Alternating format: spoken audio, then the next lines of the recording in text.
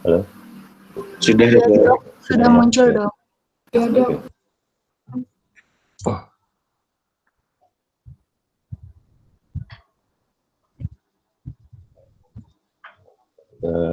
Selamat pagi, Assalamualaikum warahmatullahi wabarakatuh.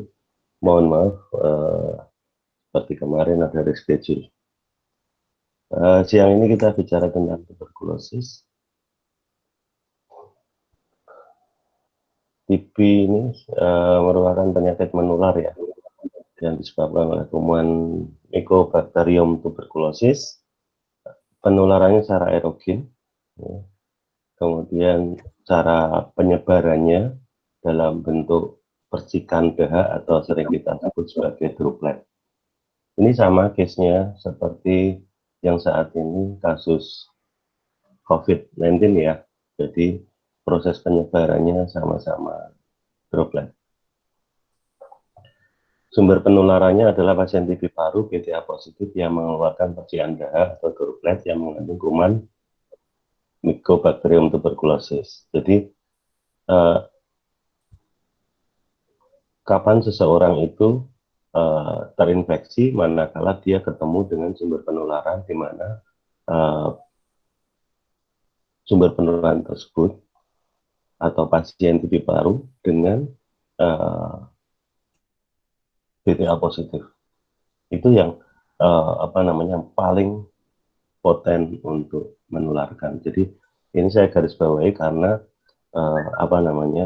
penting untuk memastikan atau memastikan status infeksiusnya kasus TB. Jadi pada prinsipnya TB paru entah itu BTA positif atau negatif sebenarnya sama-sama menularkan. Hanya saja tingkat potensi penularannya lebih poten pada BTA positif dibandingkan dengan TB paru yang BTA negatif. Itu yang ingin saya tekankan di situ. Maaf, ini nanti berapa lama ya? 1 jam? Atau sampai akhir hayat?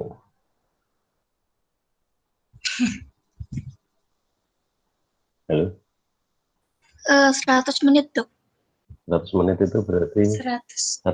satu setengah jam lebih. 1,5. Oke. Pencegahan utama adalah dengan cara menemukan pasien TB secara dini dan mengobati dengan tuntas. Sifat-sifat dari kuman TB ini sendiri, dia ukurannya 1 sampai 10. Kemudian dengan lebar 0,2 sampai 0,6 mikron. Dengan pewarnaan Jean-Nielsen, dia akan tampak kuman ini berwarna merah.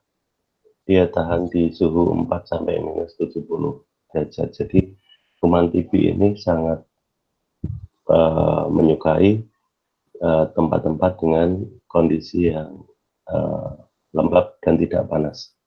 Karena dia akan peka sekali dengan matahari sehingga manakala dia berada di tempat terbuka dengan kondisi kering dan panas, kuman TB akan mudah mati. Kemudian dia mempunyai sifat dorman juga. Dorman itu seperti tidur begitu ya. Jadi ada kondisi di mana dia memang sedang tidak inaktif atau tertidur. Dan biasanya kuman-kuman yang dorman ini berada pada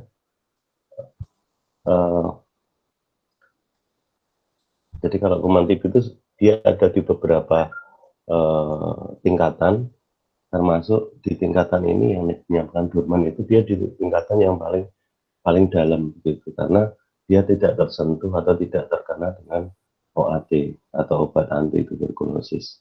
Sehingga pada pasien TB ini kenapa nantinya akan atau mungkin akan menimbulkan kondisi yang dinamakan relapse atau kambuh.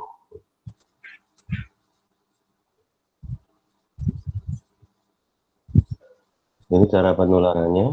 Jadi biasanya cara penularan yang penyebaran droplet yang paling berbahaya atau cukup banyak mengeluarkan kuman itu ketika pasien TB itu bersin atau batuk. Jadi mana kalau dia batuk, dia bersin, kuman yang dikeluarkan itu cukup banyak sekali. Ini gambarannya bila mana dia bicara, dia akan bisa mengeluarkan 0 sampai 210 partikel kuman. Sedangkan batuk dia sampai 3.500, sedang bersin dia bisa mengeluarkan 4.500 sampai 1 juta partikel. Nah ini dia mampu bertahan di ruang gelap dan lembab, kemudian akan mati oleh sinar matahari atau terkena angin.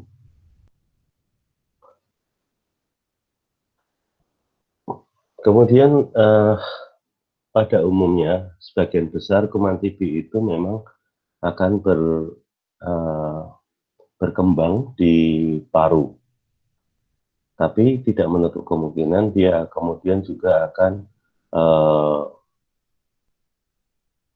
berkembang di organ-organ yang lain selain dari paru, seperti misalnya dia akan masuk di otak, kemudian di usus, bisa juga di saluran di alat genital, kemudian di lever, bisa juga di saluran genital wanita, bisa di ginjal, bisa di kelenjar, dan lain-lain. Bahkan di perikardium juga bisa, di kantong jantung, selaput jantung. Kalau pada kasus yang dia berada di selaput jantung, dia akan bisa menimbulkan terjadinya efusi perikardium atau pericardial effusion yang kemudian akan menyebabkan fungsi atau pergerakan jantung terganggu. Kemudian bila dia berada di selaputnya dari paru, dia akan menimbulkan efusi pleura. Kemudian bila dia berkembang di tonsil, bisa jadi tonsilitis TB, bisa juga menjadi TB otak, dan lain-lain. Di tulang juga bisa.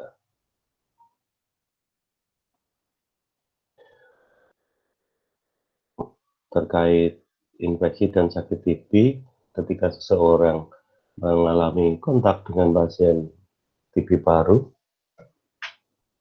yang terinfeksius, perlu diketahui bahwa orang yang kontak itu memiliki risiko untuk terinfeksi, tapi tidak semua orang yang terpapar atau terpajan itu kemudian akan muncul menjadi tanda gejala infeksi.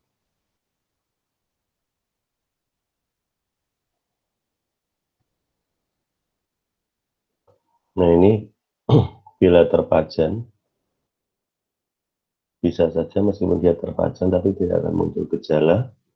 Dari uji tuberkulosnya negatif, rongsennya juga negatif, dari hasil dahaknya negatif, tes cepat molekuler juga negatif, bisa saja. Tapi manakala dia terinfeksi, kalau sifatnya itu laten, dia akan hanya muncul di uji tuberkulosnya saja, tapi tidak muncul gejala, tidak tampak adanya gambaran TB di rongsen. Dari hasil BTA maupun tes cepat molekulernya juga tidak ditemukan hasil positif. Tapi manakala seseorang itu kemudian manifestasi menjadi sakit TB, kemungkinan ini semua akan menjadi positif. Tidak harus semua positif, tapi bisa saja ada yang positif, ada yang negatif. Tapi pada umumnya akan dari beberapa parameter ini akan bisa menimbulkan gambaran positif. Sampai di sini bisa diterima? Halo? Bisa, Dok. Bisa, Dok.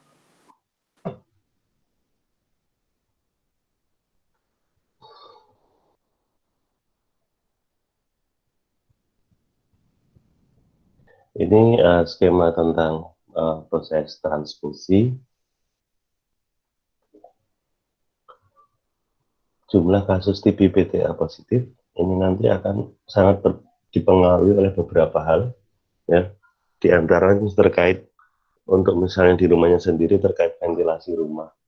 Karena sekali lagi di awal tadi dikatakan dia sangat menyukai tempat-tempat yang lembab, sehingga manakala ventilasi rumah dia jelek, sangat berpotensi sekali untuk kuman TB ini suka untuk berkembang atau lebih mudah berkembang biak.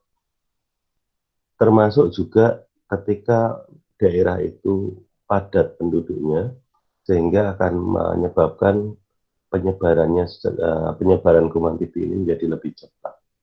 Begitu juga dengan kondisi di dalam ruangan akan memiliki potensi penularan yang lebih tinggi dibandingkan ketika seseorang berada di luar ruangan.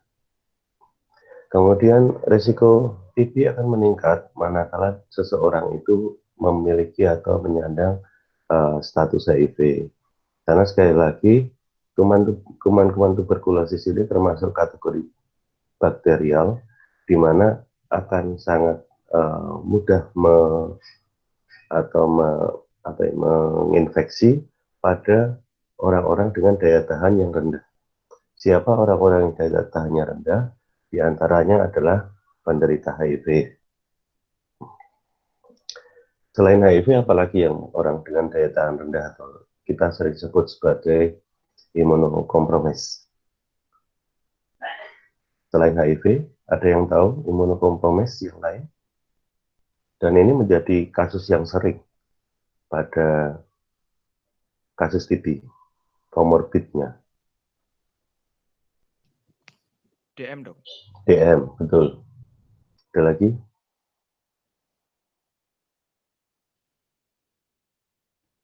Malnutrisi.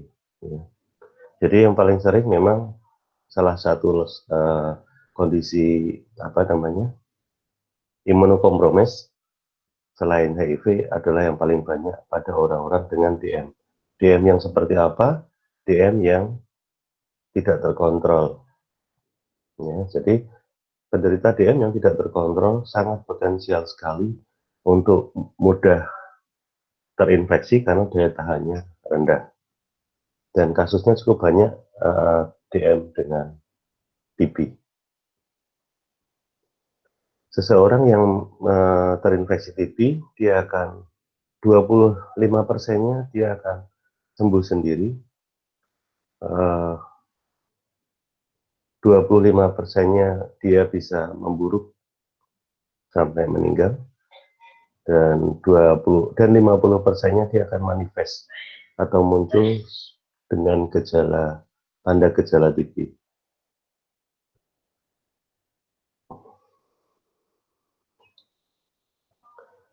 Untuk mengidentifikasi pasien TB, tentu saja kita lihat dari tanda gejalanya. Yang paling sering adalah adanya batuk. Ya, batuk ini sifatnya produktif. Ya, lamanya batuk kurang lebih atau sama dengan 2 minggu. Maaf sebentar ya.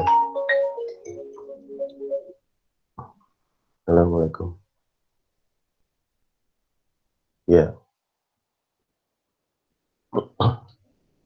Iya, betul. Nah,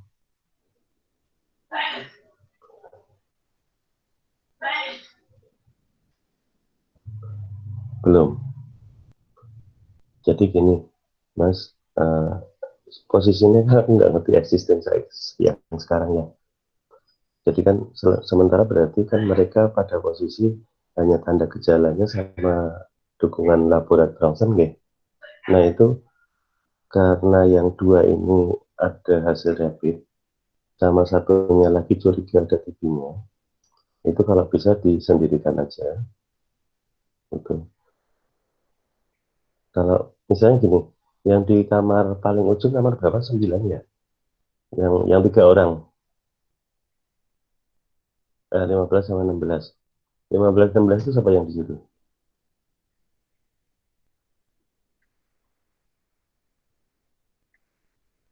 Reaktif atau non reaktif? Oke. Oke.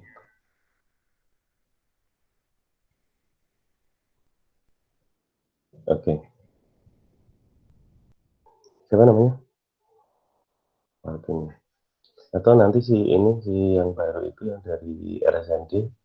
Kalau yang di kamar berikutnya yang sebelahnya, yang 2 orang itu siapa mbak sama? Iya, iya, iya. Mm-mm.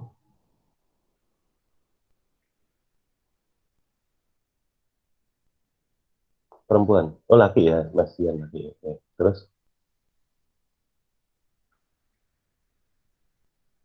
Carmen itu kenapa?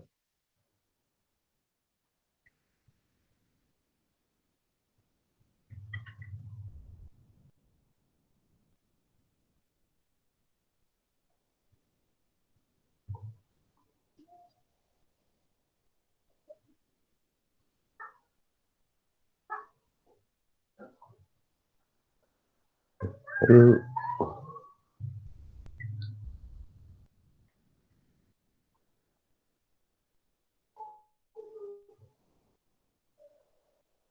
terus yang punya lagi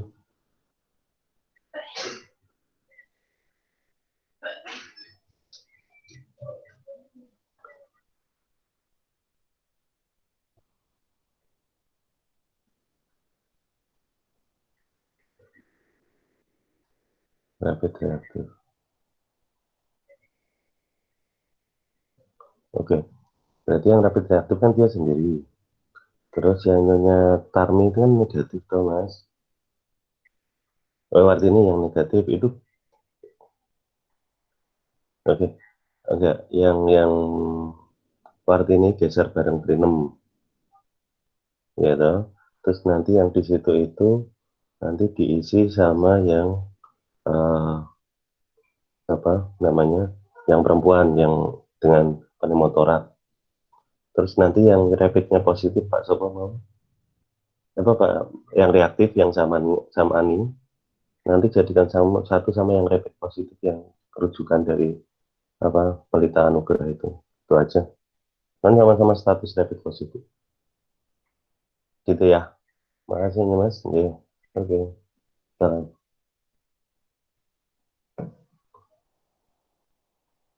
Kita lanjutkan ya. Eh, dari gejalanya ada batuk, batuknya produktif atau berdahak, kemudian disertai dengan panas badan atau demam, kemudian dari batuknya juga bisa terjadi batuk darah, kemudian ada keluhan, bisa saja keluhannya di dada, kemudian keringat malam, yang lainnya juga ada penurunan nafsu makan, yang kemudian pada kondisi lanjut bisa menyebabkan berat badan turun. Kemudian untuk diagnosis pasti dari pasien TB yaitu dengan penegakan bakteriologis, ya, dengan pemeriksaan bisa saja ya dengan pemeriksaan yang konvensional yang sering dilakukan mungkin baik di puskesmas maupun di rumah sakit, yaitu pemeriksaan mikroskopik dengan pengecatan gel Nielsen, kemudian bisa dengan kultur atau biakan, dan untuk saat ini yang pemeriksaan cukup bagus yaitu dengan TCM atau tes cepat molekuler. Ini tingkat akurasinya jauh lebih tinggi. Untuk strategi penemuannya bisa dengan secara pasif intensif maupun aktif masif. Ini nanti secara teknis untuk penemuan pasien TB di lapangan.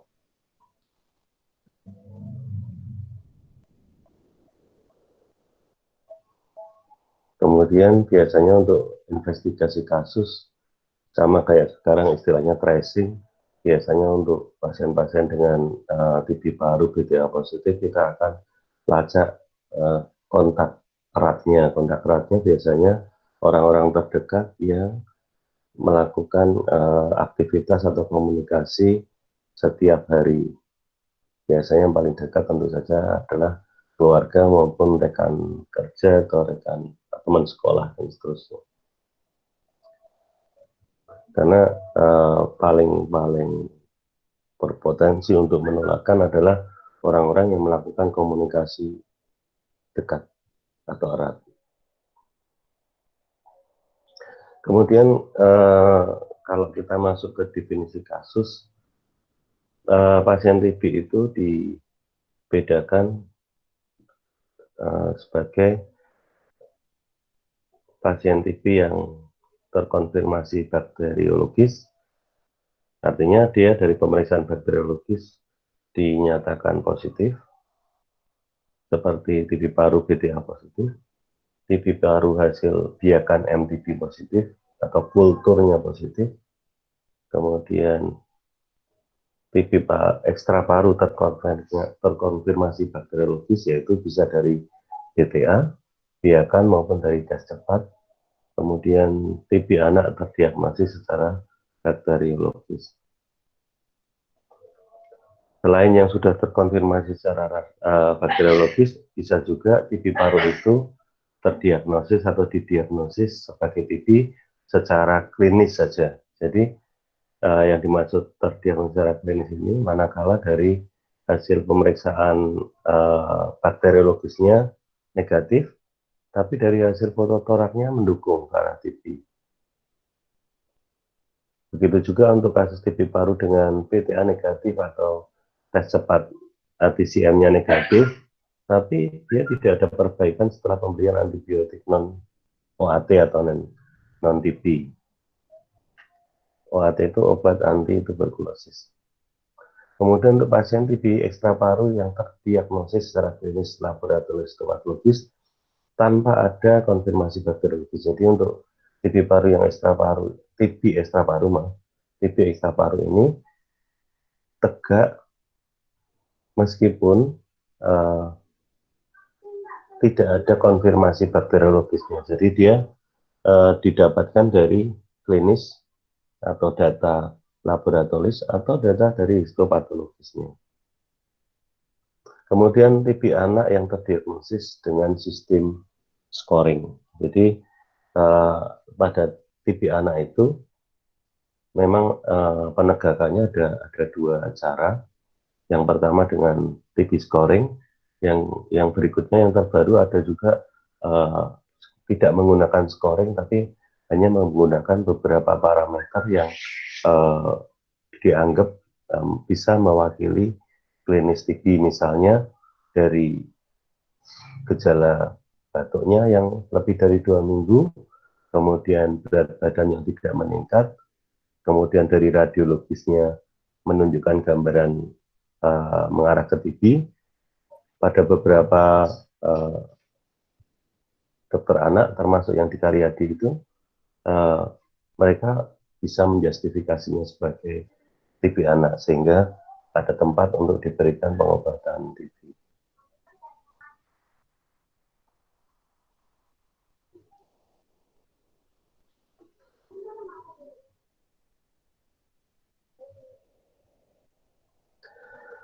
Kemudian untuk menegakkan diagnosis, tentu saja ada beberapa tahapan, dari mulai anamnesis, pemeriksaan klinis, pemeriksaan laboratorium, dan penunjang lain.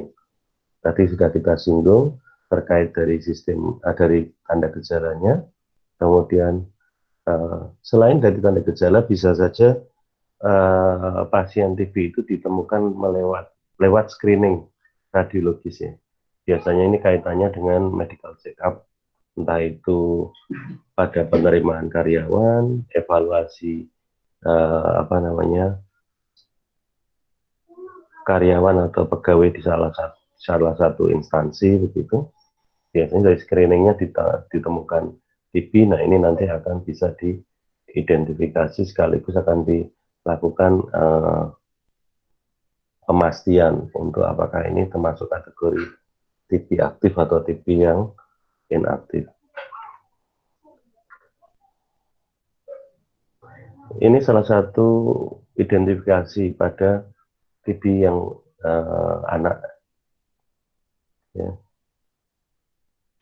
Tadi saya sampaikan bahwa terkait demam kurang lebih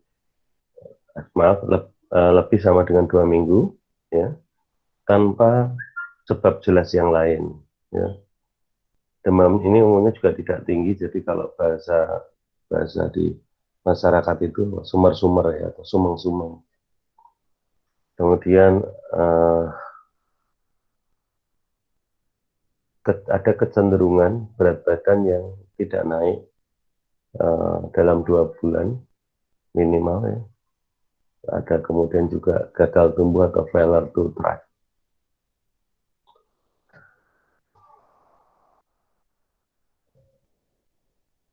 Ini nanti kita bicarakan nanti untuk resisten obat.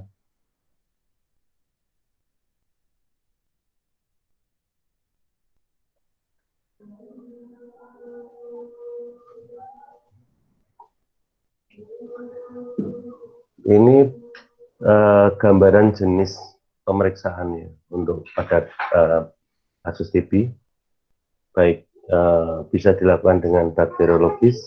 Bakteriologis ini bisa dengan cara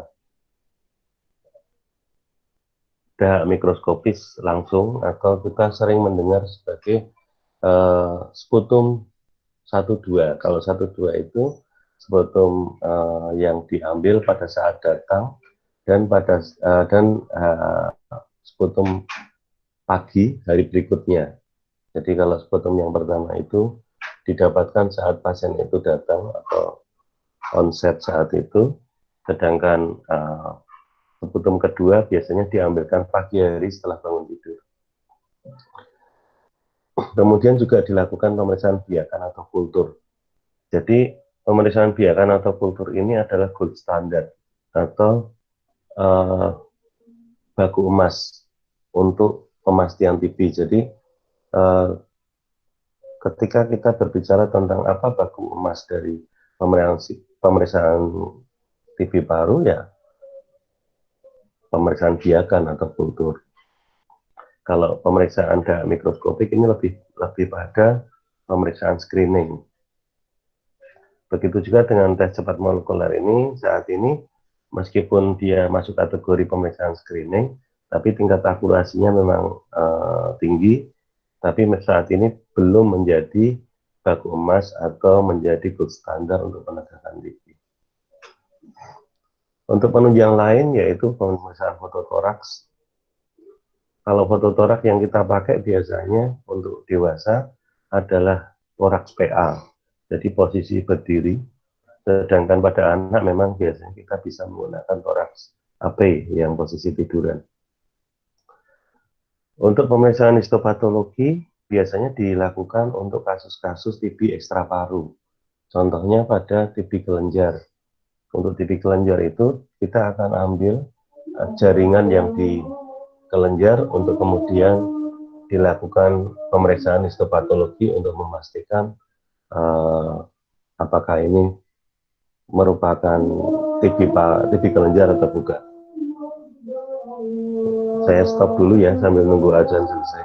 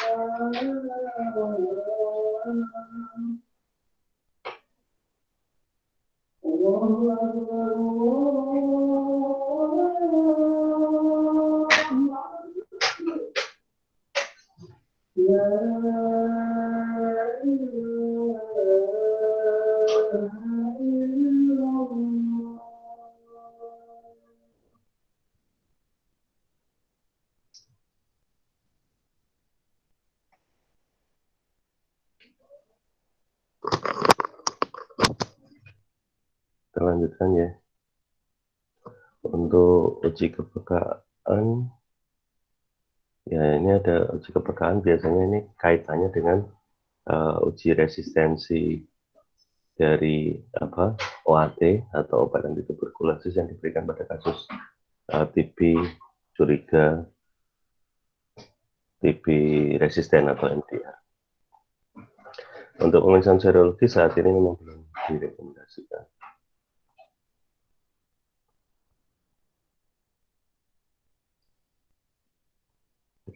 Ya, ini beberapa pemeriksaan yang tadi sempat kita singgung. Jadi untuk dewasa, bakteriologis, dan klinis, di mana klinisnya juga nanti dibantu dengan radiologis.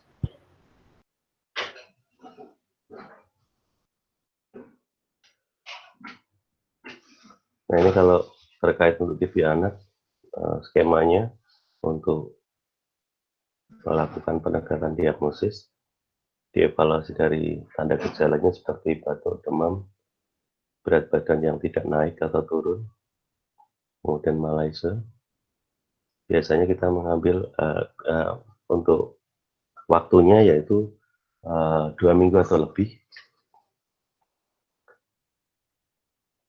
Kemudian bila dari tetap pilihannya manakala pemeriksaan untuk penegakan TB adalah pengambilan dahak.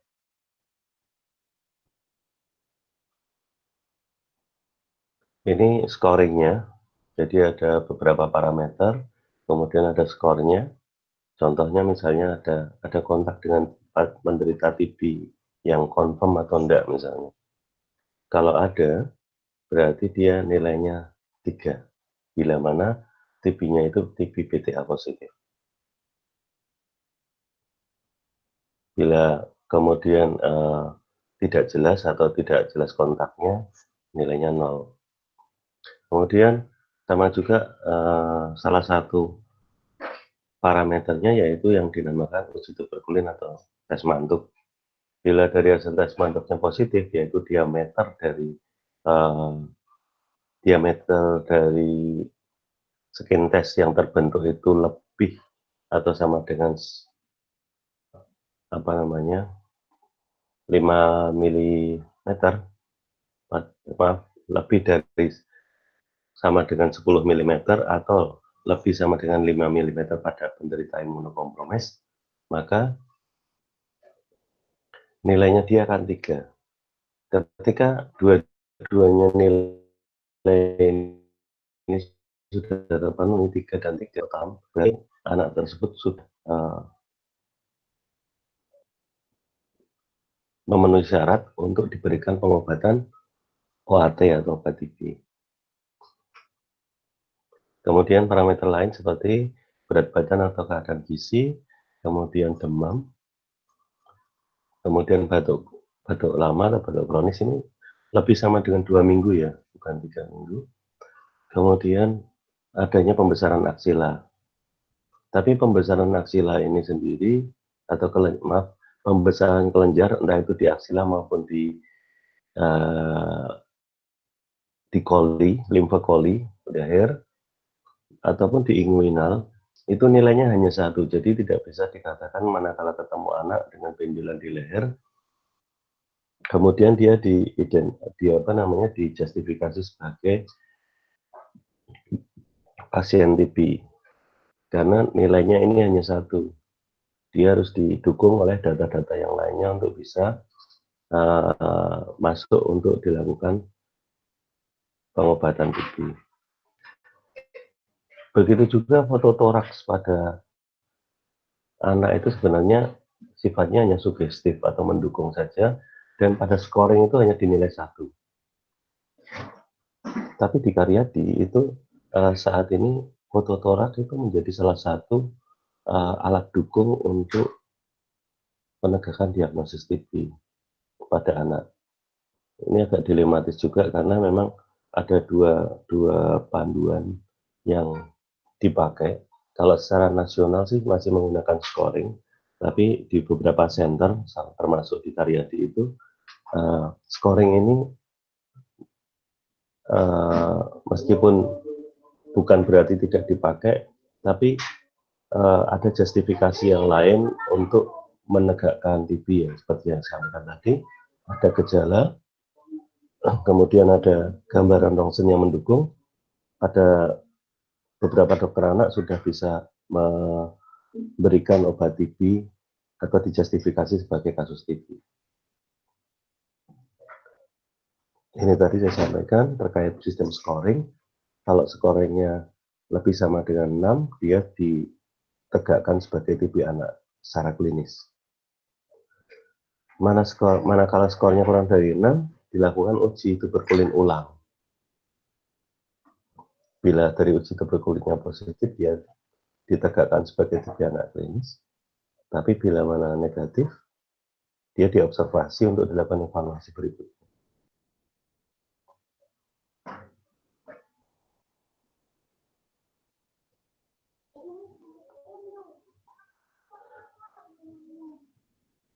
Untuk diagnosis TB ekstraparu, tadi sudah kita singgung, diantaranya tetap melihat dari kondisi klinisnya, kemudian dievaluasi bakteriologisnya, atau dari histopatologisnya, yaitu contoh dari organ atau organ tubuh yang terkena itu nanti diperiksa histopatologisnya.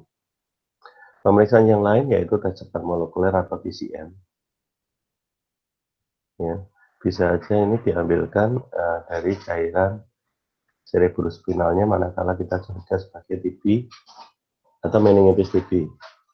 Kemudian juga bisa diambilkan dari jaringan manakala kecurigaan pada TB kelenjar. Salah satu cara untuk pengambilan jaringan untuk pemeriksaan histopatologi yaitu dengan menggunakan jarum halus atau fine needle aspiration biopsi atau FNAB.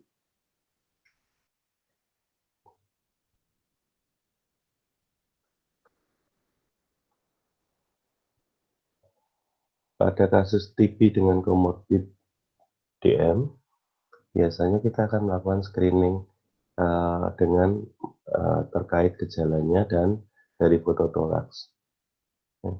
Bila dari gejalanya didapatkan ada gejala-gejala TB, kemudian dilakukan fototoraks dan fototoraksnya ternyata mendukung ke arah TB, dia ada tempat untuk dilakukan penegakan diagnosis sesuai dengan kriteria atau sesuai dengan pemeriksaan standar TB dengan pemeriksaan bakteriologis, dan kemudian bisa dilanjutkan dengan pengobatan TB.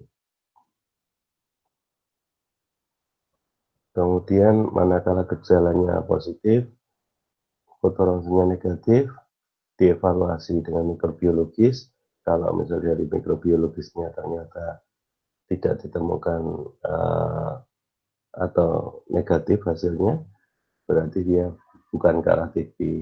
Tapi kalau bakteri mendukung, dia ada tempat untuk pengobatan TB.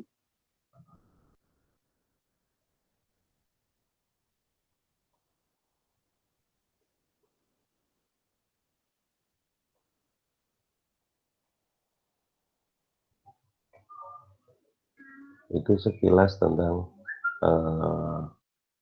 TB paru dan TB apa namanya,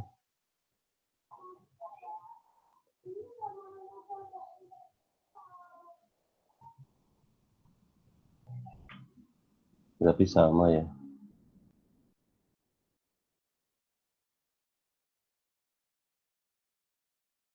Nah, ini pengobatannya.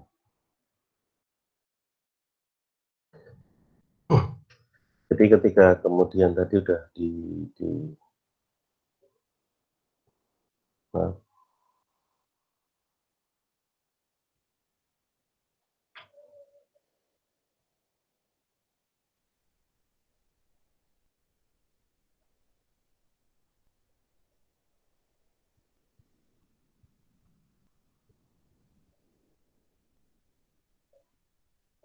oke.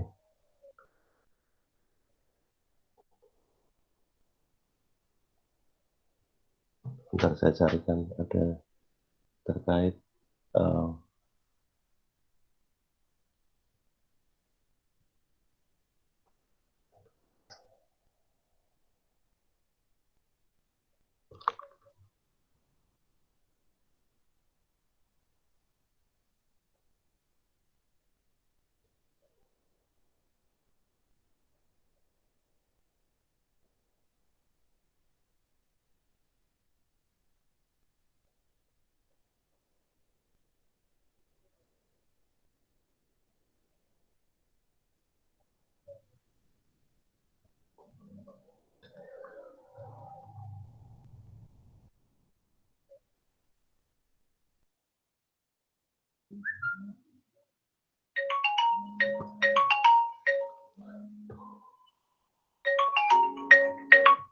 halo. Ya,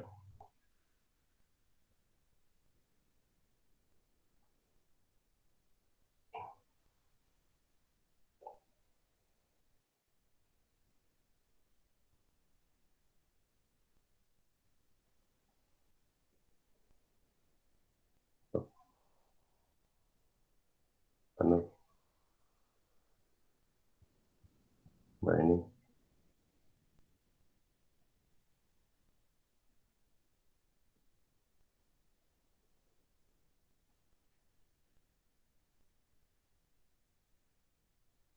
Mbak ini.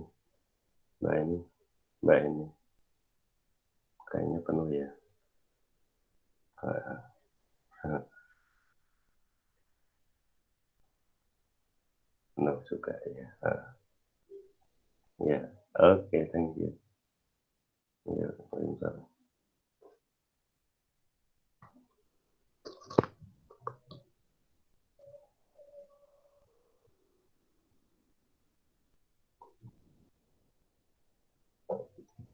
Ya, sementara kita masuk ke sini dulu aja deh. Prinsip pengobatan untuk maaf sebelum prinsip pengobatan ke ekstra paru dulu ya. Jadi selain dari TB paru tadi ada juga TB ekstra paru, kemudian TB dengan komorbid dan TB dengan kondisi khusus.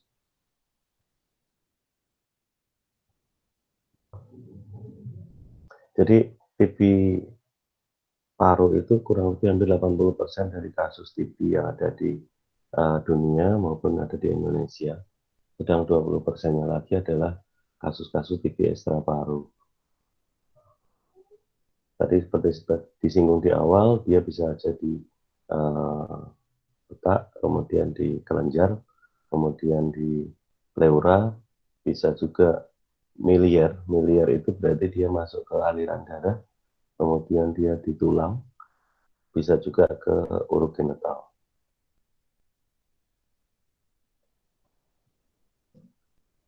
Kalau untuk WHO reportnya kurang lebih sekitar 15% kalau di dunia ya, selisih antara 15-20% ya, untuk kasus TB ekstra paru ini.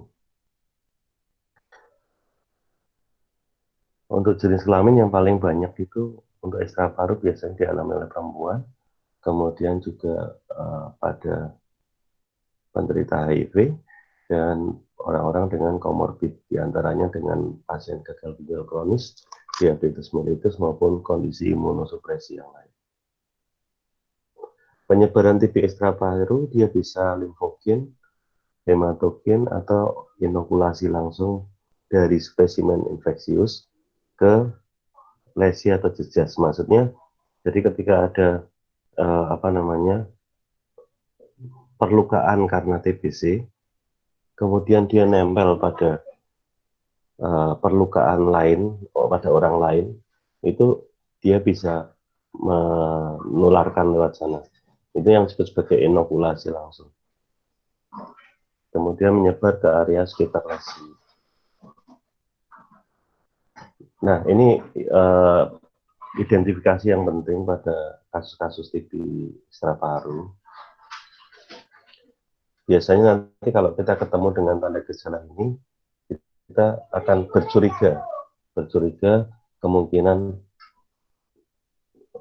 ke arah diagnosis TB. Contohnya, pada kasus seseorang dengan penurunan kesadaran, di mana kita temukan adanya kaku kuduk, kita curiga itu sebagai meningitis. Salah satu penyebab meningitis yang paling sering yaitu meningitis TB. Jadi kalau pada kasus kecurigaan penurunan kesadaran, kita coba pastikan ada kaku kuduk tidak. Dan untuk evaluasi, salah satunya yang harus diidentifikasi adalah apakah ini ada tanda gejala yang mengarah ke arah TB sehingga kemudian melanjut sebagai meningitis. Kemudian yang berikutnya ada juga keluhan nyeri dada. Pada beberapa kasus TB pleura atau efusi pleura atau disebut pleuritis TB juga, itu salah satu keluhannya adalah nyeri dada, terutama saat bernapas. Saat dia melakukan inspirasi, ada keluhan nyeri. Kemudian adanya pembesaran kelenjar limpa superficial. Jadi pada daerah-daerah di kelenjar itu akan mengalami pembesaran, seperti yang paling sering itu di koli atau di leher, kemudian bisa saja di ketiak atau di aksiler, kemudian juga bisa di inguinal juga. Jadi kalau kita menemukan kasus tersebut, salah satu diferensial diagnosis yang dibangun adalah kemungkinan apakah ini mengarah ke limfadenitis TB atau bukan. Kemudian ada juga deformitas di tulang belakang atau sering kita sebut sebagai gibus. Gibus ini kalau dari foto torak lateral dari vertebra gitu, dari lateralnya itu akan kelihatan seperti bentuknya seperti kampak gitu. Mata kampak itu bentuknya segitiga gitu. Ini sering disebut sebagai spondilitis TB. Kemudian TB pada alat reproduksi biasanya salah satu efek sampingnya terjadi infertilitas pada pasien tersebut. Kemudian yang paling banyak juga adalah adanya benjolan di payudara. Biasanya ketika seseorang pasien menemukan adanya benjolan di payudara, mereka akan datang ke dokter bedah, kemudian oleh dokter bedah biasanya akan dilakukan biopsi. Dari hasil biopsinya nanti akan diperiksa secara histopatologis apakah ini akan mengarah ke arah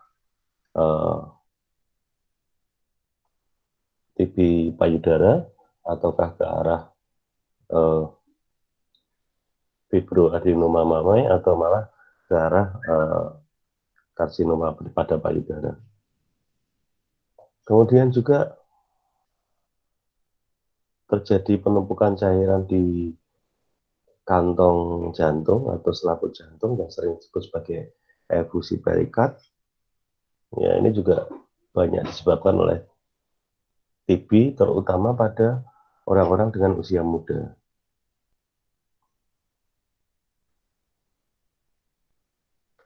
Ini tadi terkait dengan diagnosis TB extraparu, sama prinsipnya dilihat dari klinis tanda gejalanya, kemudian dilakukan pemeriksaan mikrobiologi, kemudian histopatologi. Pemeriksaan penunjang yang lain yang bisa dilakukan untuk penegakan diagnosis TB, terutama untuk efusi, salah satunya yang bisa dilakukan adalah dengan ada tes. Kemudian untuk pemeriksaan yang lain yaitu mikroskopis dahak.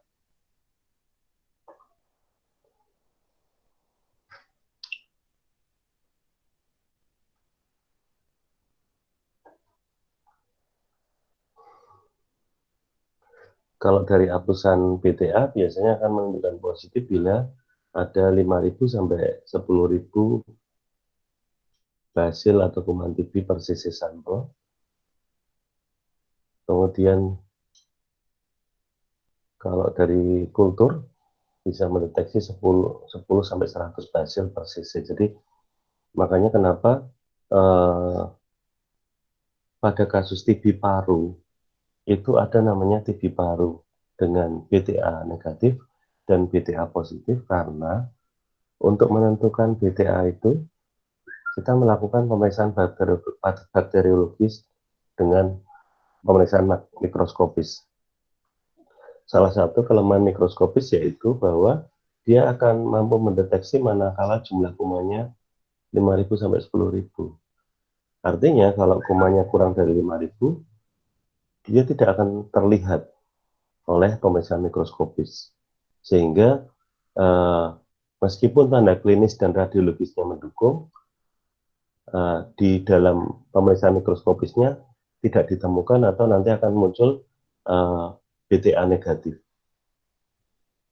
Tapi sekali lagi BTA negatif ini tidak menggugurkan diagnosis TB parunya tersebut, karena ada tanda klinis sama tanda radiologisnya.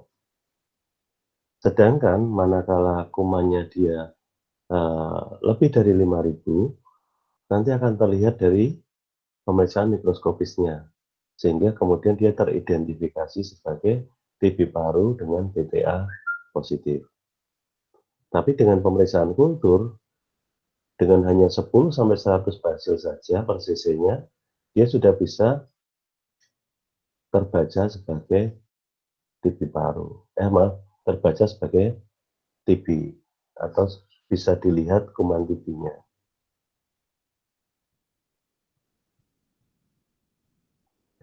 Nah, untuk pemeriksaan histopatologi biasanya kita akan menemukan yang namanya sel Datia Langhans. Ini khas untuk kasus TB. Jadi kalau kita mau memastikan dari histopatologisnya, dia harus ada sel Datia Langhansnya untuk menegakkan bahwa ini memang ada kuman TB-nya.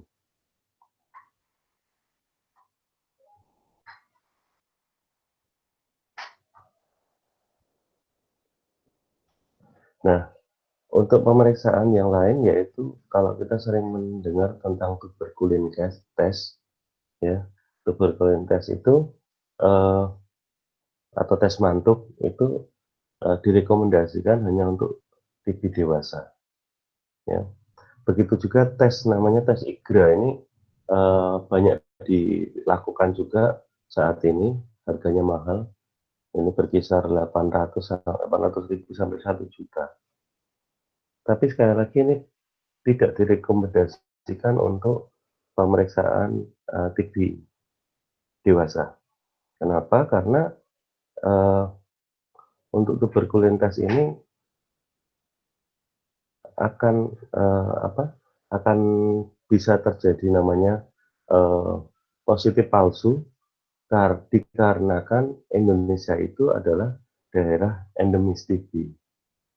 Jadi untuk daerah endemis kemungkinan bisa saja seseorang itu ketika diperiksa tuberkulin testnya akan positif pada orang dewasa karena dia pernah terpapar dan dia sudah mengeluarkan antibodi, tapi tidak muncul manifestasi klinis, sehingga pemeriksaan tuberkulin test ini hanya sensitif untuk pasien-pasien anak. Begitu juga dengan IGRA. IGRA ini dia sensitif untuk mendeteksi TB laten atau TB yang tidak manifest atau tidak muncul tanda gejalanya. Jadi seseorang ditemukan ada kuman TB, entah itu kumannya itu kuman mati atau kuman hidup, tapi ketika dites pakai IGRA, dia akan menunjukkan hasil positif. Ya. Ketika kumannya mati, dia akan terdeteksi juga. Kalau kumannya mati, meskipun terdeteksi, dia tidak akan muncul yang namanya tanda gejala klinis. Sehingga untuk TB laten ini memang tidak menjadi dasar untuk pengobatan TB paru. Jadi meskipun igranya positif, kemudian tidak otomatis dia harus diobati. Karena sekali lagi dia hanya untuk mendeteksi ada tidaknya kuman TB. Sampai di sini bisa diterima? Halo? Bisa, Dok. Bisa, Dok. Halo? Ya, oke. Ini nggak ditinggal tidur tuh saya ngomong? Enggak, Halo? Dok. Enggak, Dok. Enggak, Dok. Enggak. Kalau nggak ada responnya, Tidak, tak pikir Dok. aku ditinggal tidur gitu. Tidak, Dok. Oke. Tidak, Dok. Baik. Pemeriksaan yang lain tadi saya sampaikan yaitu pemeriksaan ada atau adenosin deaminase ini biasanya sensitif untuk penegakan TB ekstraparu terutama terkait dengan efusi. Untuk yang diefusi bisa jadi efusi pleura, bisa jadi efusi perikard. Untuk yang di perut bisa saja di manifestasinya sebagai efusi peritoneal. Dan untuk yang di di otak bisa saja menjadi cerebrospinal. Tapi ini kasusnya jarang sekali. Yang paling sering adalah efusi pleura untuk yang di efusi yang ada di pleura dan efusi yang ada di perikard ini yang paling sering. Ini gambaran contoh gambaran efusi ya. Efusi jadi ini ada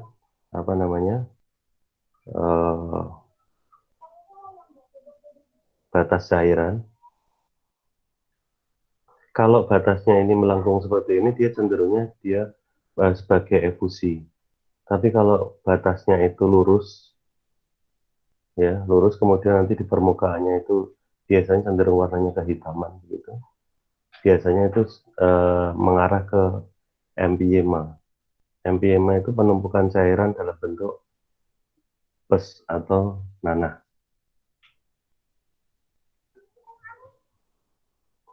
Gejala klinisnya bisa batuk, nyeri dada, dan demam. Biasanya kita akan melakukan tindakan yang disebut sebagai torakosintesis atau fungsi pleura.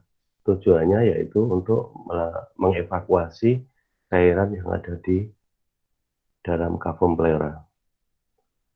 Sedangkan untuk empyema, tindakan yang dilakukan bukan torakosintesis, tapi dengan pemasangan water shield drainase atau pemasangan WSD. Pernah dengar ya WSD ya? Pernah dengar atau belum?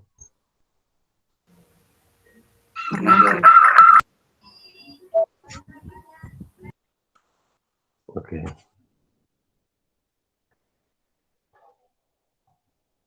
Biasanya pada kasus TB pleura atau efusi pleura, nilai adanya lebih dari 50 unit per liter atau rasio limfosit per neutrofil cairan pleuranya lebih sama dengan 0,75. Ini sensitivitasnya 100% dan spesifitasnya 83%. Jadi sangat sensitif. Jadi kalau misalnya dari pemeriksaan ada tes itu ditemukan nilai ini lebih dari 50 unit per liter atau dari rasio limfosit neutrofilnya cairan pleura lebih sama dengan 0,75, bisa dipastikan bahwa cairan ini adalah cairan TB.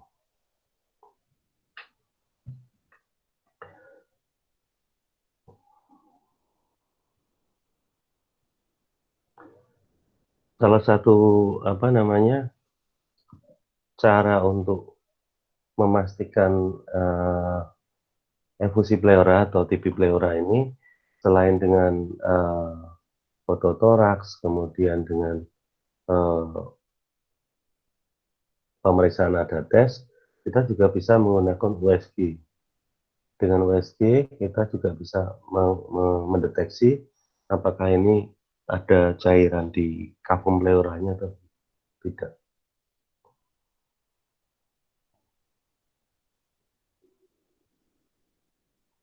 Kemudian yang berikutnya yang cukup banyak selain efusi pleura adalah TB kelenjar. Kalau tadi dikatakan TB pleura itu 20% dari kasus TB ekstraparu, kalau untuk TB kelenjar ini lebih tinggi 30-40% dari kasus TB ekstraparu. Dia tempatnya di cervical. Dia bisa bilateral, bisa unilateral. Jadi tidak semuanya unilateral ya. Tapi bisa aja bilateral. Jadi ada yang kadang-kadang hanya di satu sisi, tapi ada juga yang kemudian eh, selain di sisi yang sebelah kanan dia melingkar sampai ke sisi kirinya. Dan sering disebut kita sebut ketika melingkar seperti itu, kita sering sebut sebagai skrofuloderma. Benjolan tersebut tidak nyeri, bisa tanpa ada gejala sistemik. Maksudnya ketika ada benjolan itu biasanya dia cenderungnya hanya kemeng, tapi tidak sampai menyebabkan keluhan nyeri. Itu pun juga tidak semuanya merasa kemeng. Kemudian untuk gejala sistemiknya seperti demam, kemudian keringat malam juga belum tentu ada juga.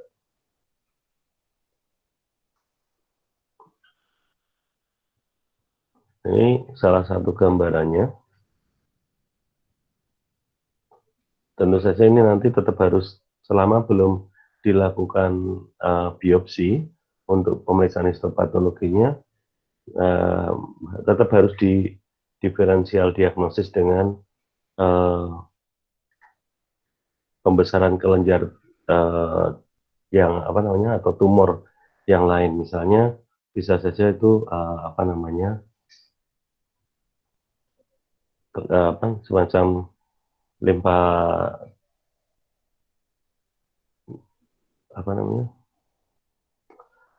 limfoma maligna misalnya, bisa juga kita temukan benjolan yang sama seperti TB kelenjar.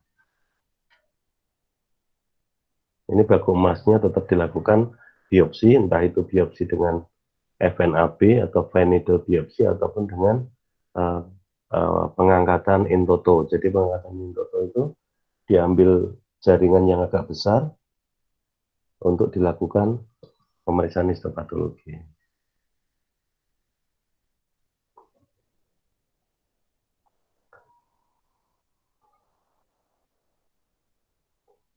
Nah ini kalau misalnya dilakukan biopsi, dia dilakukan pemeriksaan histopatologi, tingkat sensitivitas dan spesifitasnya cukup tinggi juga. Dan ini menjadi baku emas atau standar penegakan diagnosis pada TB kelenjar. Kemudian bisa juga TB yang terjadi pada sistem kepala, sistem saraf, biasanya ditandai dengan adanya sakit kepala dengan keluhan yang tidak khas. Kemudian terjadi iritasi meningeal, malaise, anoreksi, rasa lelah, demam, mialgi. Kemudian manifestasinya dari gambaran radiologisnya bisa ditemukan adanya tuberkuloma pada pemeriksaan foto di di otaknya, atau juga dalam bentuk abses, kemudian meningitis miliar atau cerebritis.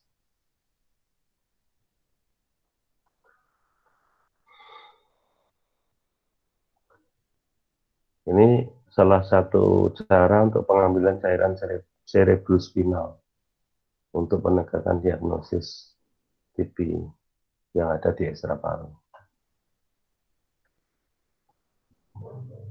Nah ini cairan cerebrospinal ini juga menjadi salah satu baku emas untuk penegakan adanya TB di sistem saraf maupun otak.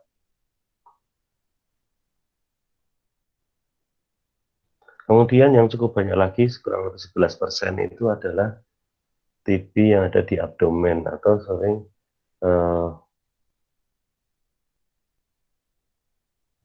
kita sebut sebagai TB abdomen.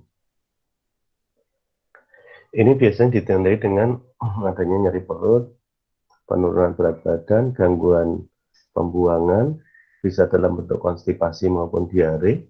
Kemudian ada hematosesia. Hematosesia tahu ya? Ya.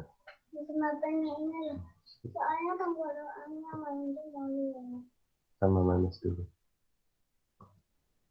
Hematosesia itu BAB darah. Kemudian nyeri tekan abdomen, adanya massa abdomen ataupun adanya limfadenopati.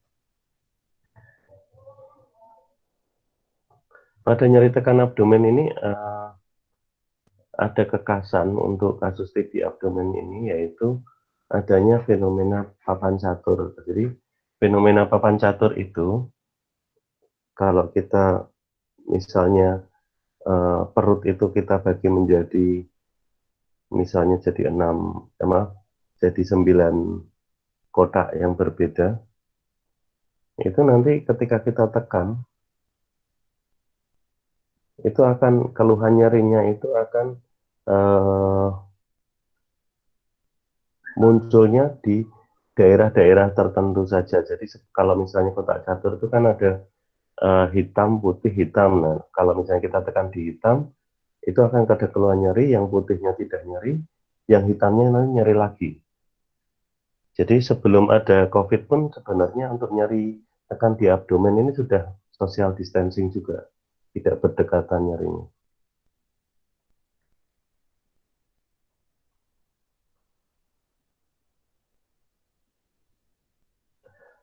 Untuk penegakan diagnosa untuk TB abdomen diantaranya dengan pengambilan biopsi ya, di daerah limfonodi mesenterik, kemudian bisa juga dari organ yang dicurigai.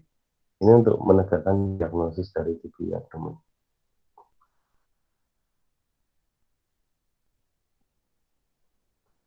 Salah satu upaya untuk pemeriksaannya yaitu bisa juga dengan feses, tapi saat ini tidak banyak yang laborat yang bisa melakukan pemeriksaan feses untuk memastikan TB abdomen. Biasanya cenderungnya kita akan menggunakan hasil biopsi. Kalaupun ada cairan acides, kita akan periksa cairan acidesnya. Kemudian yang bisa terjadi juga adalah di kantong jantung atau perikardium.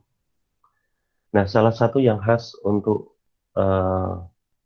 TB yang ada di jantung itu adalah dia akan membentuk seperti segitiga gitu, seperti ini. Jadi kanan dan kiri terkesan hampir mendekati simetri. Kalau kita ketemu foto toraks seperti ini pada pasien dengan keluhan sesak misalnya, sangat mungkin pasien ini menderita perikarditis atau efusi perikard.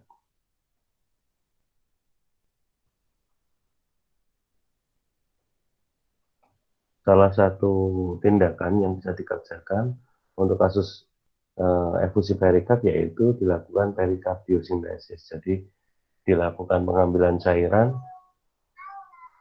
dari daerah perikardiumnya.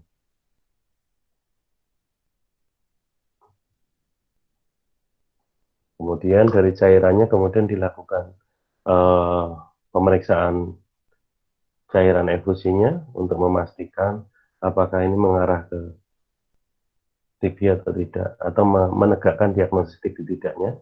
Kemudian yang lainnya dengan mengambil biopsi jaringan perikardnya. Tapi ini relatif jarang.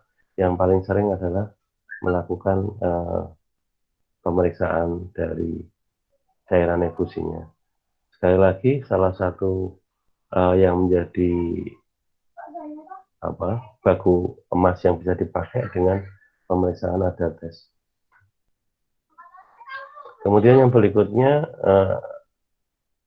kasus TB tulang dan sendi ini ada kurang lebih 10% baku emasnya dengan pengambilan jaringan tulang atau dengan pengambilan cairan sinovialnya. Kemudian kalau dari visi radiologis nanti akan ketemu namanya gibus. Nah ini yang namanya gibus. Jadi tulang belakangnya akan mengalami kompresi, akan mengalami pemampatan, dan biasanya akan tampak seperti segitiga itu ketika kita lakukan foto dari samping.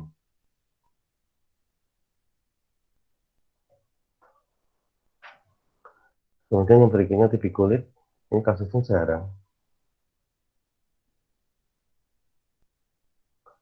TB mata tapi juga jarang. Kalau TB payudara masih cukup banyak kita temukan. Kalau di sini dikatakan sekitar 4%. Di lapangan memang ada beberapa kali saya ketemu kasus TB payudara. Jadi ketika seorang wanita menemukan adanya benjolan di payudaranya, kemudian mereka datang ke dokter bedah, dilakukan biopsi oleh dokter bedah. Dari hasil histopatologinya ditemukan adanya sel jati alahan di situ yang mendukung ke arah TB pada payudara. Kemudian juga ada TB telinga. Kalau di sini dikatakan 5% dari kasus TB ekstra paru, tapi sampai hari ini saya belum pernah ketemu kasus TB telinga. Kalaupun misalnya ada, kecurigaannya ketika nanti ketemu adanya otore, ada perforasi di membran timpaninya, atau mungkin ada paralisis di nervus facialisnya. Biasanya kita akan ambil cairan discharge yang keluar dari telinga, kemudian dilakukan pemeriksaan hapusan BTA.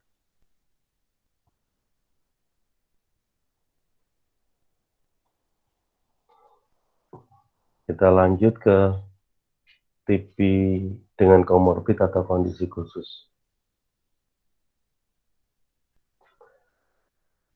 TB dengan HIV cukup banyak sebenarnya. Kemudian faktor resikonya juga menjadi meningkat manakala seseorang itu menderita HIV. Jadi dia bisa meningkat 20 sampai 37 kali lipat untuk berpotensi mengalami atau terinfeksi TB. Kematiannya 10 per 100.000 penduduk Indonesia menurut data tahun 2015.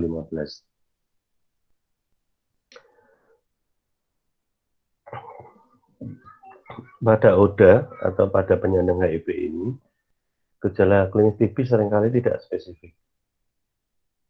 Biasanya yang sering kita temukan memang adanya demam dan penurunan berat badan secara signifikan.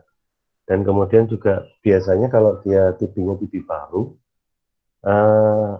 ada beberapa tanda yang mendukung seperti adanya batuk lama.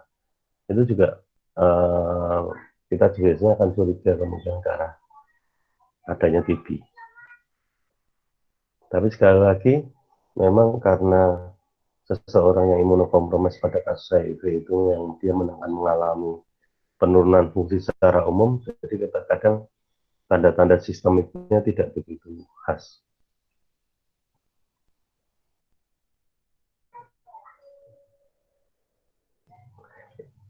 Ini sekilas saja, ini gambaran alat namanya alat TCM atau tes cepat molekuler.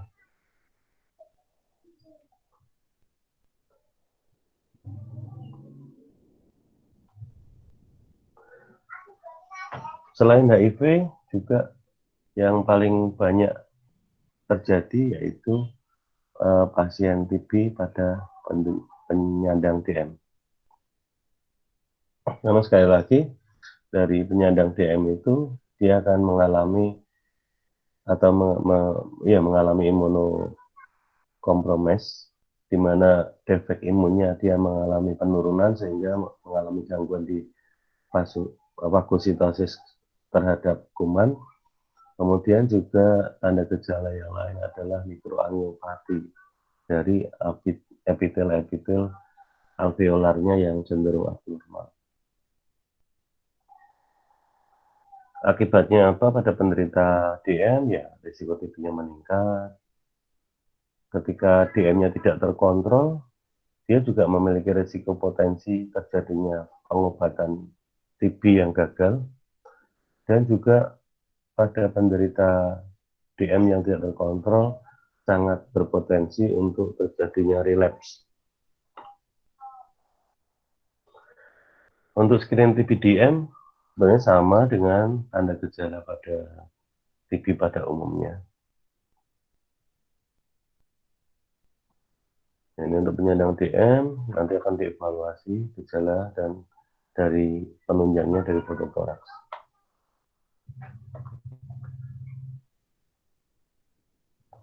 Ini contoh gambaran fototoraks TB paru dengan HIV. Jadi untuk diketahui saja, pada kasus penderita TB dengan CD4-nya lebih dari 200, dia akan menunjukkan gambaran yang khas. Artinya, kalau kondisi tubuhnya bagus pada penderita HIV, itu akan gambaran rongsenya akan khas. Tapi justru pada orang-orang dengan CD4 atau daya tahan yang semakin turun, gambaran rongsenya justru tidak khas. Ini beberapa tanda yang lain, misalnya adanya infiltrat, kavitas, adenopati, dan efusi.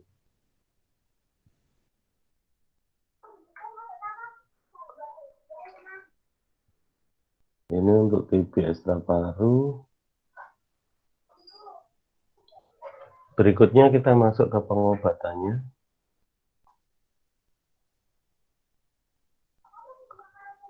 Untuk pengobatannya, minimal dia dengan 4 macam obat ya. Dimana untuk 4 macam obat ini bisa dijadikan satu yang sering kita sebut sebagai FDC atau Fixed Dose Combination atau kombinasi dosis kombinasi dosis tetap. Biasanya dosis ini berdasarkan dengan berat badan. Berat badan di bawah 40, berat badan 40 sampai 60, serta berat badan di atas 60. Pengobatannya ada 2 tahap, yaitu tahap awal yang tujuannya untuk menurunkan jumlah kuman dan meminimalisir pengaruh dari sebagian kecil kuman yang mungkin sudah resisten.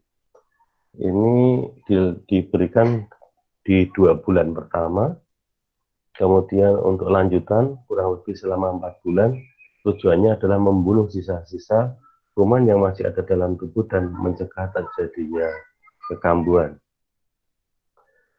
Untuk lama pengobatan minimal 6 bulan, dan ini sebenarnya tergantung dari kriteria dari pasien TB-nya itu sendiri. Secara umum pengobatan adalah selama 6 bulan, ya. Tapi pada beberapa kasus bisa saja pengobatan ini menjadi lebih panjang. Salah satu contoh pada kasus TB peritoneum itu panduannya pengobatannya sampai 9 bulan.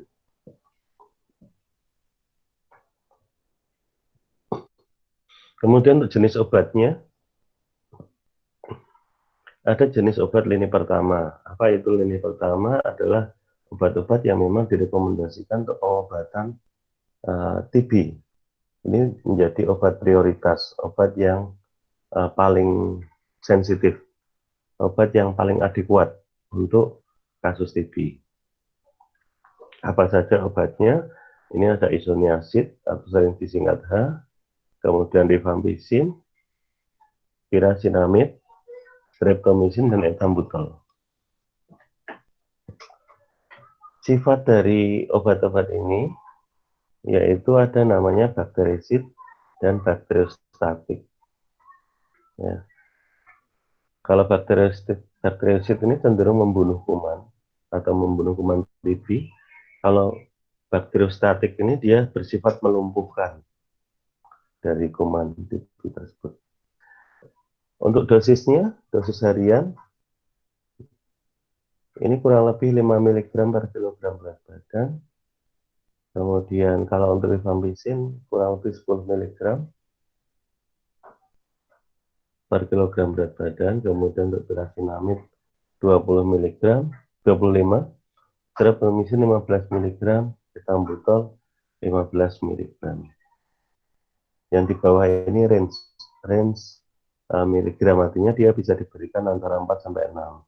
Ini diambil tengahnya 5 mg. Sedangkan untuk dosis ini adalah untuk dosis harian. Sedangkan untuk dosis yang diberikan 3 kali seminggu,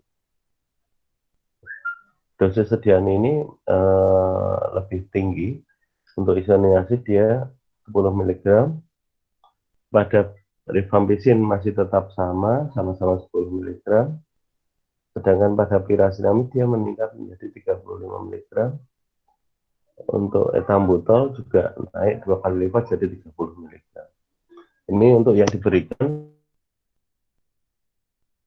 kalau seminggu 3 kali itu dijadwalkan Senin, Rabu, Sabtu, atau Selasa, Kamis. Senin, Rabu, Jumat, atau Selasa, Kamis, Sabtu.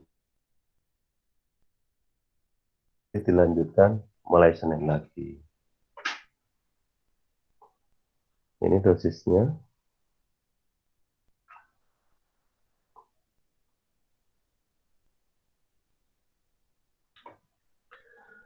Kemudian selain lini pertama ada juga obat OAT lini kedua. Lini kedua ini sebenarnya adalah lini sebagai cadangannya begitu ya, atau ketika obat-obat lini pertamanya tidak bisa diberikan. Tidak bisa diberikan itu bisa disebabkan karena resisten, atau kemudian bisa karena alergi, ya, akibat karena resisten atau alergi, atau mungkin bisa juga karena menyebabkan drug induce yang lain, misalnya drug induce hepatitis misalnya, atau hepatitis yang dipicu oleh obat-obat, oleh apa namanya, dipicu oleh obat OAT. Nah ini obat lini kedua ini bisa diberikan. Jadi bisa karena alergi, bisa karena resisten, bisa karena efek samping yang lain.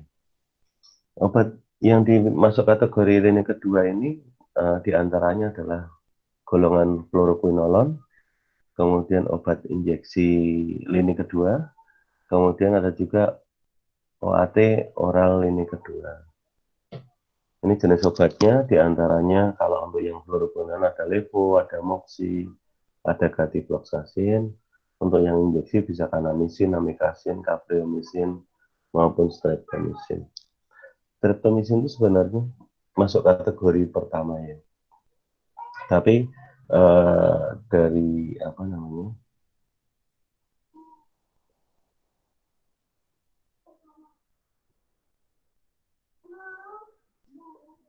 Dari apa?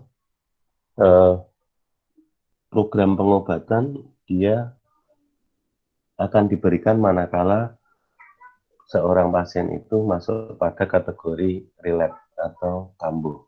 Itu baru diberikan streptomycin. Tapi pada kondisi yang bukan kambuh atau relapse, streptomycin tidak diberikan. Makanya dia bisa disebut sebagai lini pertama, tapi bisa juga dikategorikan ke lini kedua. Selain itu karena di lini kedua itu manakala pengobatan kasus misalnya kebal obat atau MDR, multi drug resistant, streptomycin bisa diberikan juga. Jadi dia bisa berada sebagai lini pertama dan lini kedua.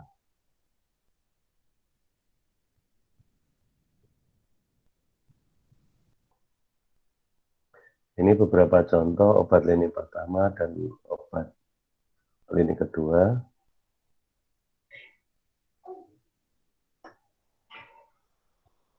Nah, ini panduannya untuk kategori 1, kategori H2, TB anak, kemudian OAT untuk TB resisten obat.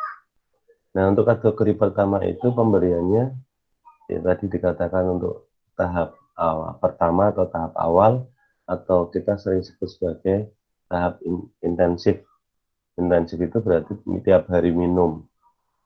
Itu 2 HRZE atau artinya apa namanya?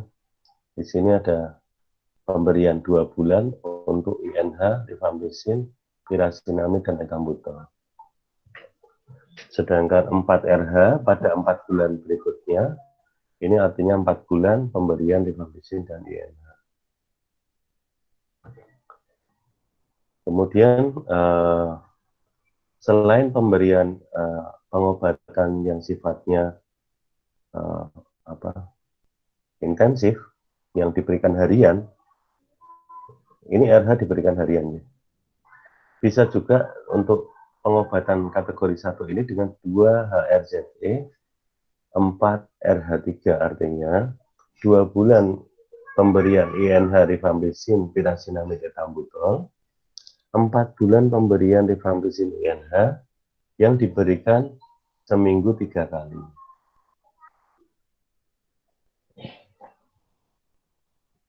Kemudian yang kategori 2 ini, 2 RHZES ditambahkan dengan streptomycin, injeksi streptomycin selama 2 bulan. Ini masuk kategori 2.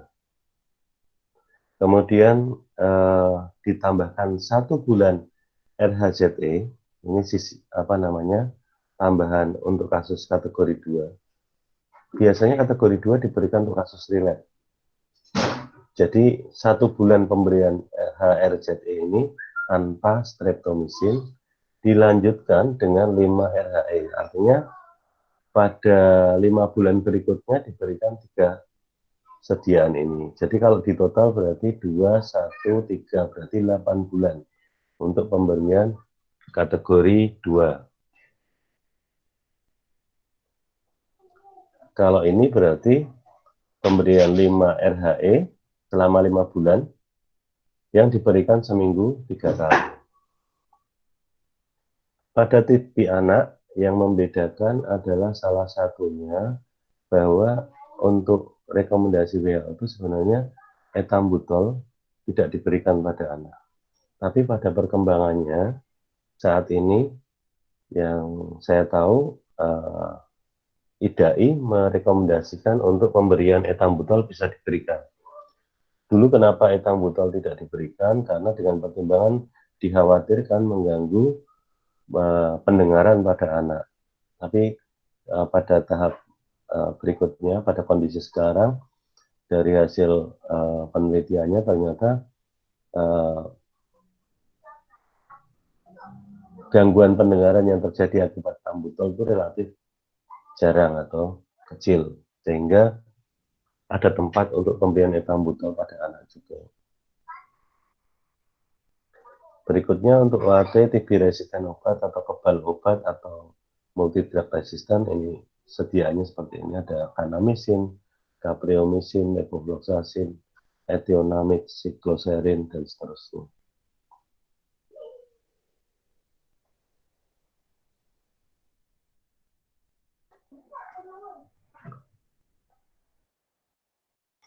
Nah, ini salah satu hal yang mungkin harus diperhatikan pada pemberian obat TBC untuk pasien HIV.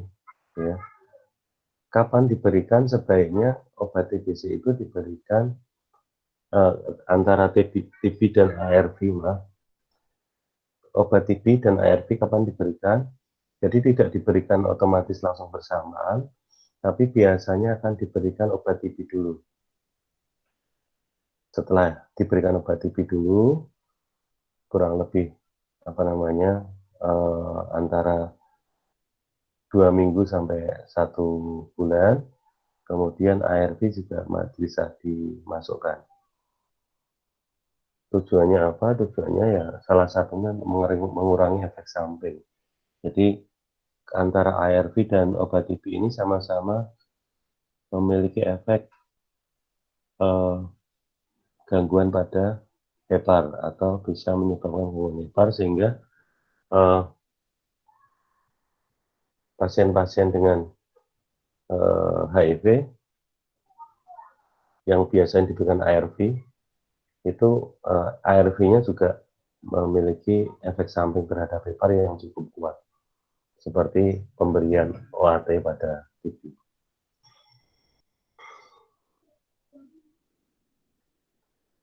Selain itu perlu diketahui tentang IPT atau terapi pencegahan isoniazid, jadi atau isoniazid profilaksis terapi.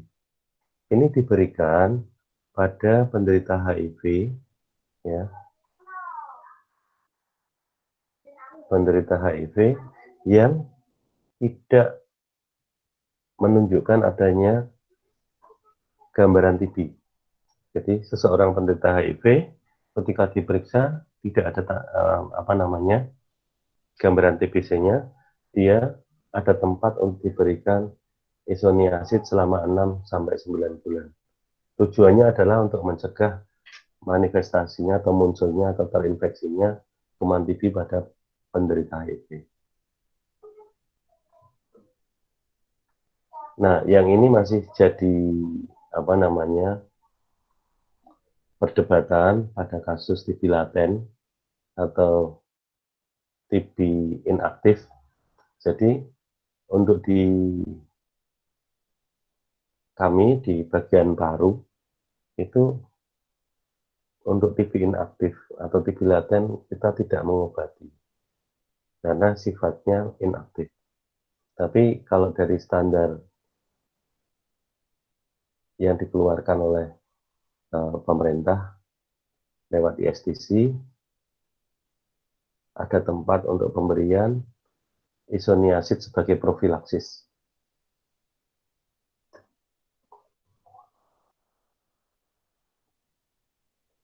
Ini kriteria pemberiannya, tidak sakit TB aktif dan tidak ada kontraindikasi.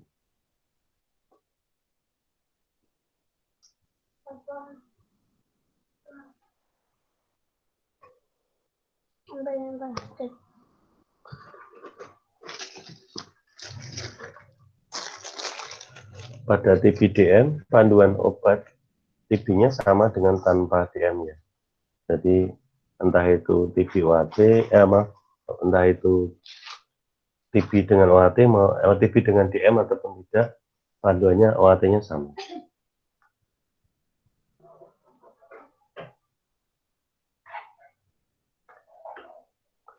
Yang perlu diketahui juga bahwa rifampicin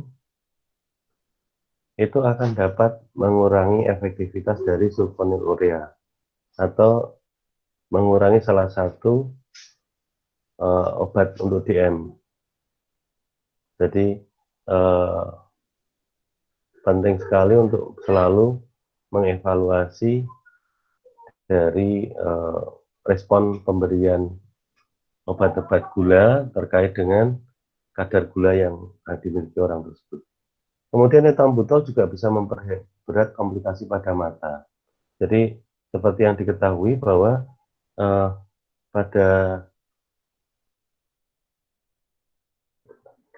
penderita DM itu salah satu efek samping yang terjadi ketika DM-nya tidak terkontrol adalah retinopati DM, sehingga pemberian perlu dievaluasi manakala dilakukan pengobatan TB pada penderita DM, kemungkinan terjadinya komplikasi yang memperberat pada mata atau memperberat retinopati DM-nya. Artinya obat tetap masih bisa diberikan, tapi harus dengan evaluasi ketat terkait dengan efek samping yang mungkin bisa timbul.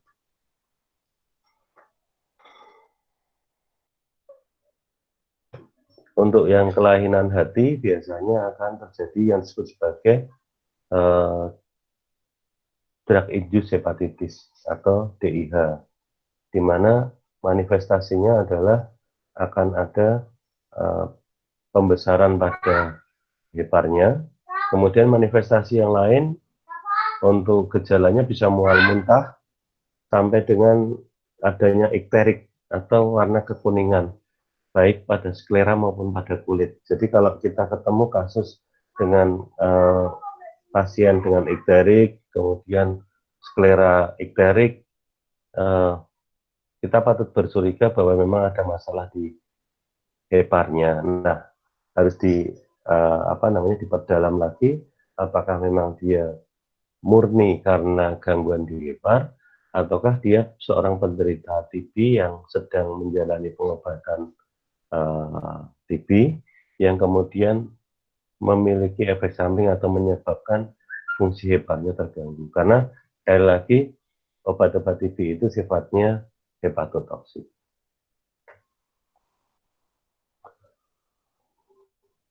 Untuk pemberian obat TB pada penderita kelainan hati itu juga ada yang harus diperhatikan, di mana obat-obat untuk ada yang memiliki sifat hepatotoksik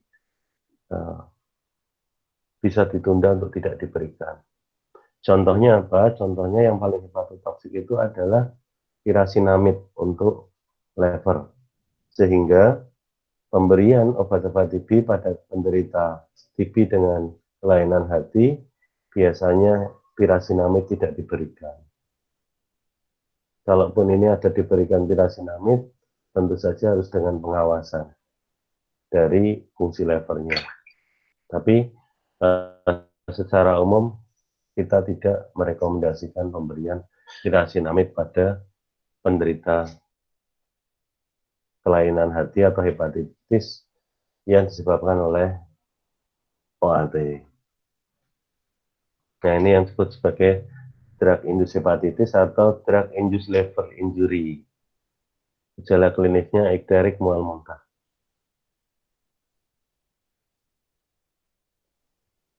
Biasanya kita akan melakukan drug challenging, yaitu diberikan obat-obat secara bertahap untuk proses pengobatan lanjutannya manakala seseorang mengalami gangguan atau efek samping dari pemberian OAT.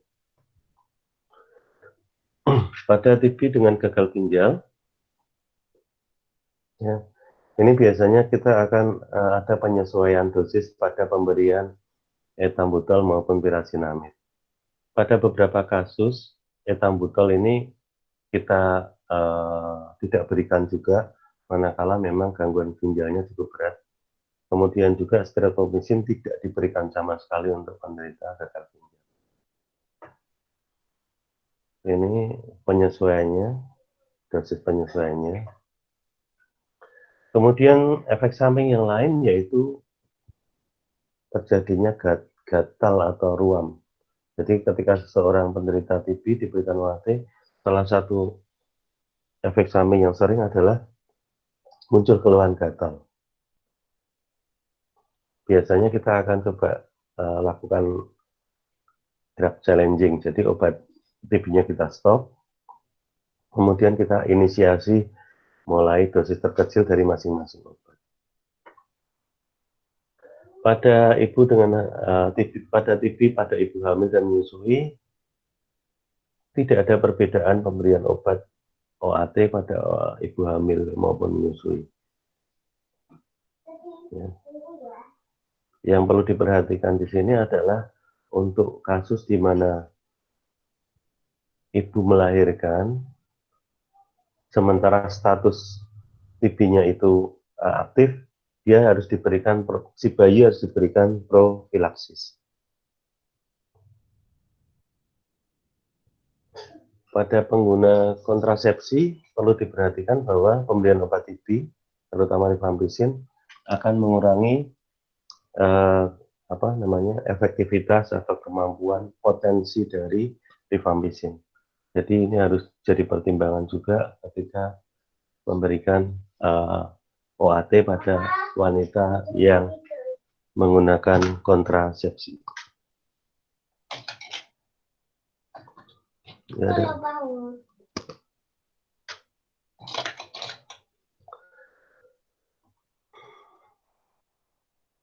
TB dengan malnutrisi tidak ada perbedaan pemberian obatnya.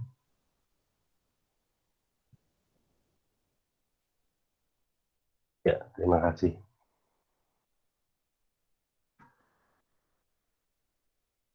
Jadi itu ya, Dede, terkait pemberian pengobatan TB. Jadi yang pertama terkait penegakan diagnosis TB, kemudian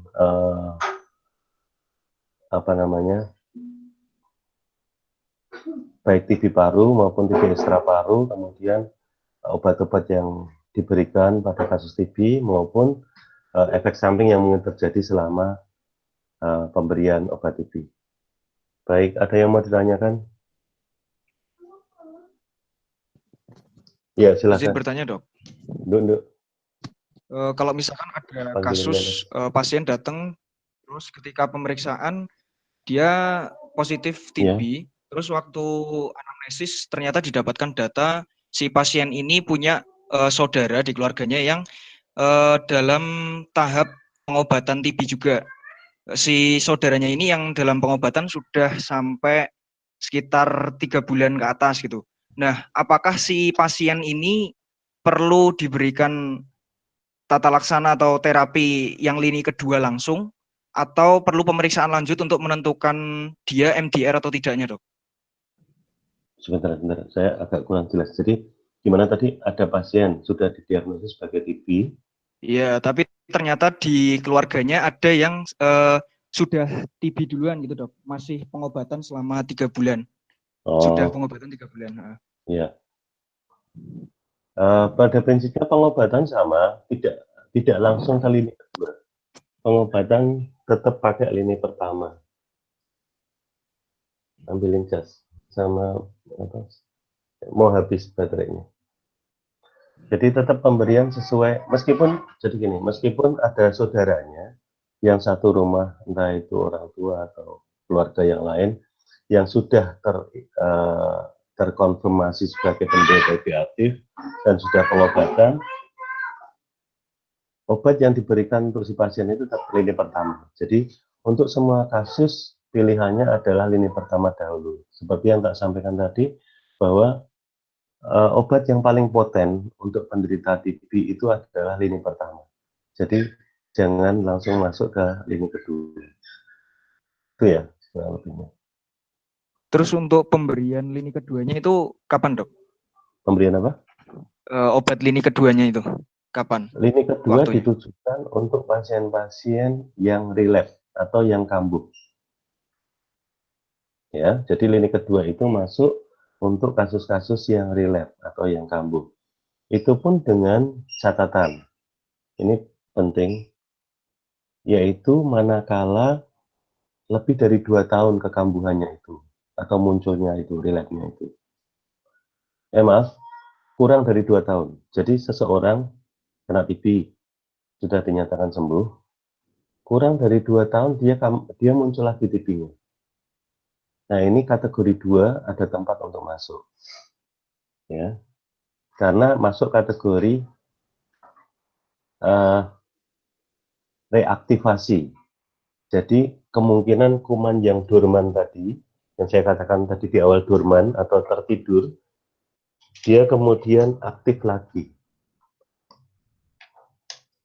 Sedangkan seandainya munculnya itu setelah 2 tahun, itu bisa masuk kategori reinfeksi. Artinya dia terinfeksi ulang. Kalau terinfeksi ulang, bukan kategori 2 yang dimasukkan, tapi kategori 1 lagi yang dimasukkan. Bisa dipahami sampai di sini?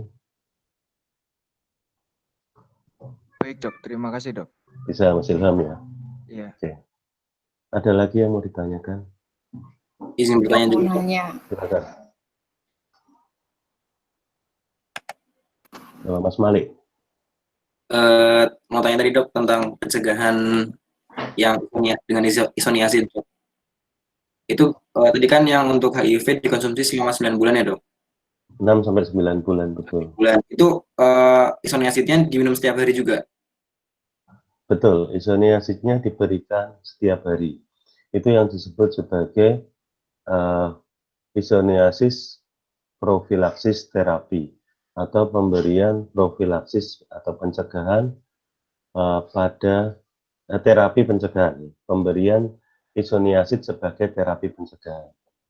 Ya, ini diberikan untuk penderita HIV yang tidak manifestasi atau tidak muncul tanda TB.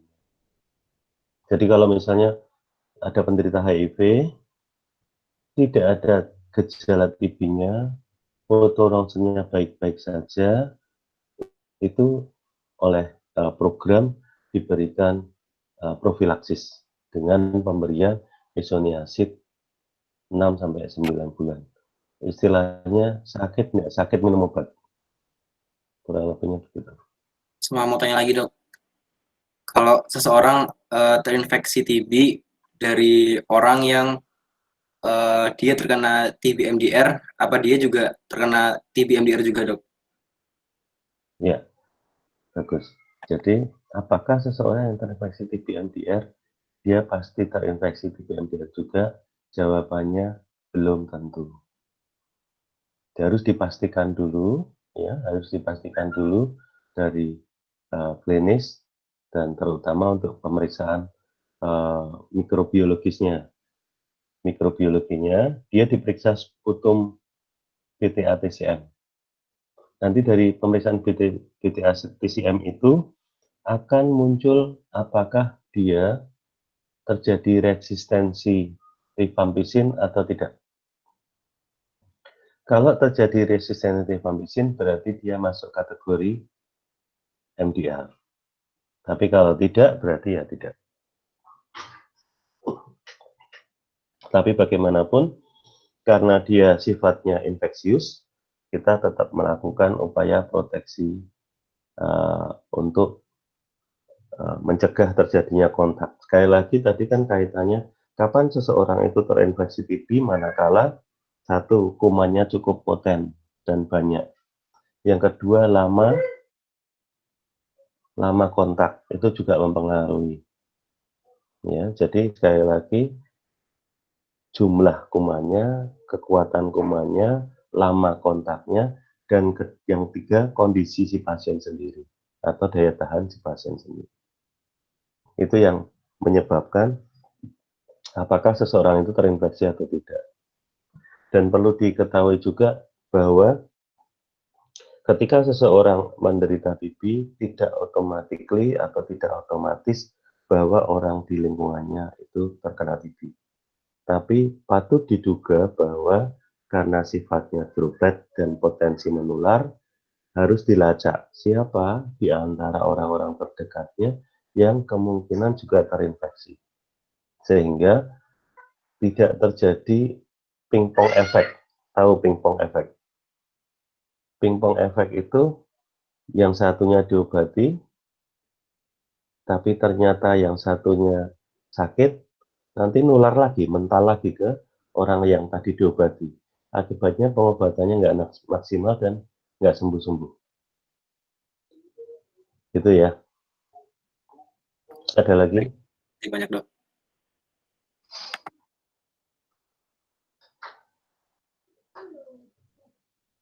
Sudah cukup? Nggak ada yang bertanya lagi?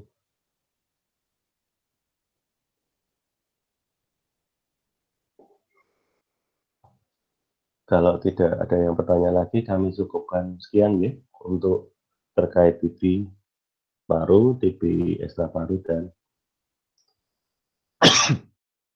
TB sedikit tentang TB MDR tadi.